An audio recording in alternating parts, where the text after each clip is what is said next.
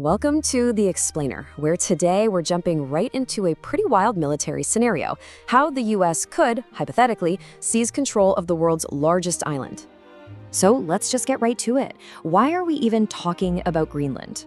I mean, to most of us, it seems like just a massive frozen wasteland, right? So what's changed? What's put Greenland right at the center of global strategy? Well, here's the thing. It's all about location, location, location. This isn't really about the ice, it's about the geography.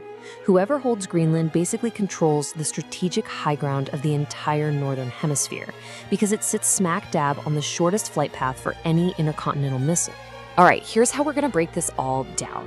We'll start by understanding the new threats that are popping up in the Arctic. Then we'll size up the players in what is a very unbalanced fight. After that, we'll walk through the hypothetical 5-step takeover plan, and finally, we'll see what China's cooking up with its own long-game strategy. Okay, Section 1. You know, for decades, Greenland was kind of seen as a strategic backwater, but not anymore. Now it's become the center of a new great game, and it's grabbing the attention of the world's most powerful nations. The alarm bells really started ringing loud and clear right from the White House.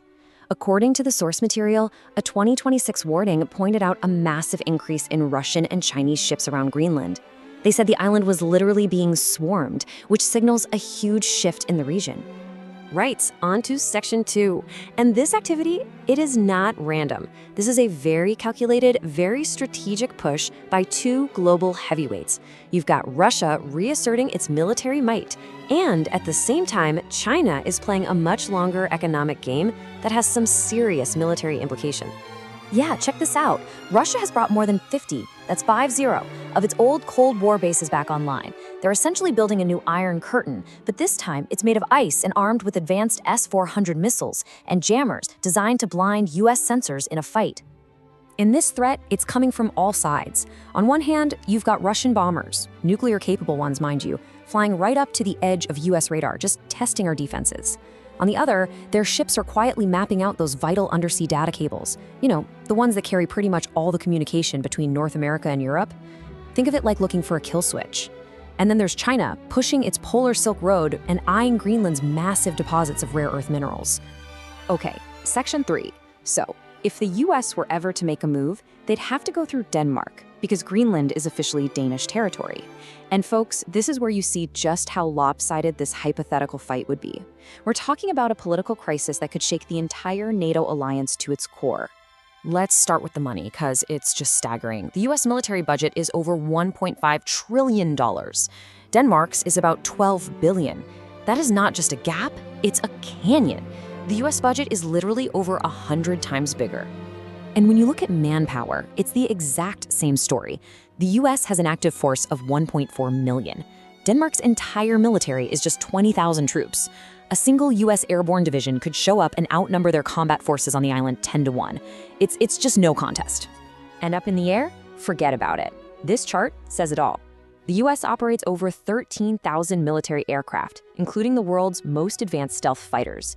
Denmark has about 40 jets. It would be a total lockout in the sky from minute one. So what about Greenland's own defenses? Well, they don't have an army, a navy, or an air force. What they do have is the legendary Sirius Dog Sled Patrol, a team of 12 guys and their dogs. Now, they are incredibly tough, true experts of the Arctic, but they're a sovereignty patrol, not a combat force. So given this extreme imbalance, this source material outlines this hypothetical 5-step playbook for how the United States could, in theory, secure the world's largest island and do it swiftly and decisively. Okay, so here's the plan in a nutshell. Step 1, you pull a digital blindfold over the entire island. Step 2, a complete naval blockade. 3 is a massive logistics leap.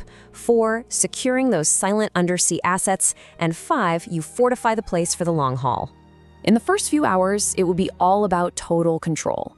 EA-18G Growler jets would put a digital blindfold over the island, jamming all communications. At the same time, stealth fighters would enforce a strict no-fly zone, while paratroopers seized the only 3 runways big enough to handle heavy transport planes. Out at sea, a US carrier strike group would slam the door shut on that critical GUK gap. That's the strategic choke point between Greenland, Iceland, and the UK, to block any Russian or Chinese interference. That would allow Marines to land unopposed in the capital. Next, forces deploy across the island. Now, heavy Abrams tanks would just sink in the permafrost, so the U.S. would airlift in lighter, Arctic-ready vehicles like the M10 Booker. The immediate priority would then be building a massive missile shield, nicknamed the Golden Dome, while dive teams secure those vital undersea communication lines. In just a matter of days, the U.S. presence would swell from a tiny footprint of about 150 people to a formidable force of over 10,000. The final step is to make this control permanent. This means transforming the existing Thule space base into a massive hub for fighters and missile defense. Further south, the plan calls for building new deep-water ports that can serve both civilian and military ships, ensuring long-term oversight and the ability to host U.S. Navy destroyers. But the U.S. isn't the only power playing the long game in the Arctic. China's approach is completely different. It's less about a swift military action and more about a slow, strategic, economic encroachment. Yeah, instead of a direct military takeover, China's strategy is all about being dual use. You see, you don't start with a destroyer, you start with a shovel. The idea is to build civilian stuff like ports and research stations that can be rapidly converted for military use later. It's a blueprint for superpower expansion that aims to win influence and access without firing a single shot, and that really changes the nature of the competition. But for this polar Silk Road to even work, China has to master one of three treacherous Arctic sea routes. The Northern Sea Route makes them a junior partner to Russia. The Northwest Passage is a logistical nightmare that runs right through NATO's backyard, inviting constant friction. The transpolar route is the ultimate prize, the shortest path, offering true strategic independence. But right now, it's only possible for the most advanced nuclear-powered vessel.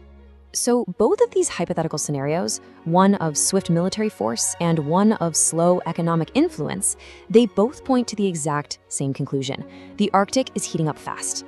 Which leaves us with a final lingering question. As the ice continues to melt, are we watching the opening of the world's next great battlefield? And will that battle be fought with soldiers or with contracts?